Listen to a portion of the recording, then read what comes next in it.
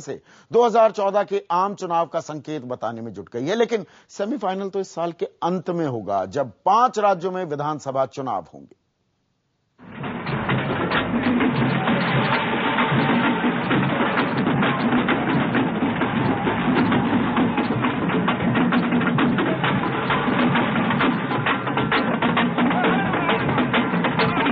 कर्नाटक विधानसभा चुनाव के नतीजों का रुझान मिलते ही बुधवार को कांग्रेस के दफ्तर जश्न में डूब गए।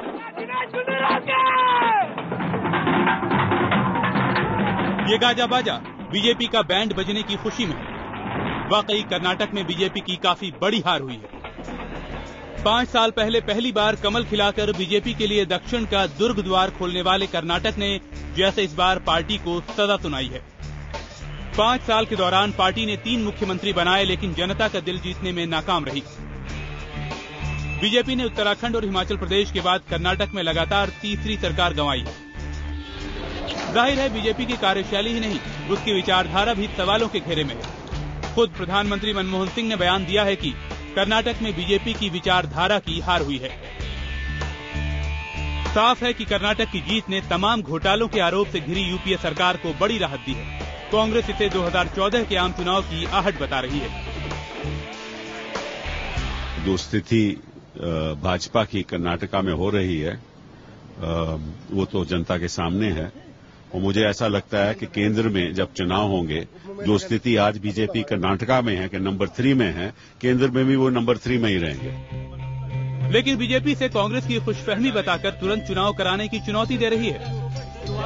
So, with all sorts of scams and scandals coming on them, and they are not able to face the parliament, face the people of the country, if they are saying the same fate is going to await for the BJP, then let them order the parliament elections and then relieve the country from this misrule. जो भी हो, इसमें शक नहीं कि कर्नाटक विधानसभा चुनाव के साथ ही देश में आम चुनाव की सरगर्मी तेज हो गई है। बैकफुट पर नजर आ रहे यूपीए में नई जान आ गई है। इस समय देश के 16 राज्यों में कांग्रेस या उसके सहयोगी सत्ता में है, वहीं बीजेपी और उसके सहयोगी सिर्फ 6 राज्यों तक सिमट गए हैं।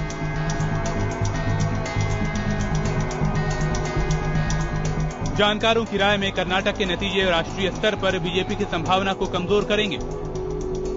दक्षिण भारत में फिर से अपना गढ़ जमा करना ये बहुत मुश्किल होने वाला है, क्योंकि अभी 1 बरस के अंदर इलेक्शन आने वाली है, और वो इलेक्शन में इमीडिएटली उनका वोट इतना मत परिवर्तन नहीं हो सकता है कि वो कर्नाटक में फिर से बीजेपी ला सकेंगे। लोकसभा के अंदर तमिलनाडु नहीं है, केरला नहीं है, कर्नाटक गया है, आंध्र में भी वो नहीं है, और सिर्फ वहां से आके महाराष्ट्र में जब आते हैं तो महाराष्ट्र कोई साउथ नहीं है। बहरहाल 2014 के आम चुनाव के पहले अभी एक सेमीफाइनल होना बाकी है। साल के आखिर में राजस्थान, छत्तीसगढ़, मध्य प्रदेश, दिल्ली और मिजोरम में विधानसभा चुनाव होंगे। इनमें कांग्रेस और बीजेपी की प्रतिष्ठा दांव पर होगी। मध्य प्रदेश और छत्तीसगढ़ में सत्ता बरकरार रखना बीजेपी के लिए चुनौती होगी, तो दिल्ली, राजस्थान और मिजोरम में ऐसा कर पाना कांग्रेस के लिए। ठंड के मौसम में आने वाले इन सूबों के चुनावी नतीजों से ही अंदाजा लगेगा कि अगले साल की गर्मियों में आम चुनाव के दौरान वोटों की फसल कौन काटेगा। बीजेपी के सुपरस्टार नरेंद्र मोदी के चुनाव प्रचार करने के बावजूद कर्नाटक में कमल मुरझा गया है। ऐसे में यह देखना दिलचस्प होगा कि आने वाले 5 राज्यों के विधानसभा चुनाव में नरेंद्र मोदी का जादू कितना चलता है। सुकेश रंजन, प्रभंजन वर्मा और मेघना के साथ यासर मुश्ताक, बेंगलुरु, IBN 7।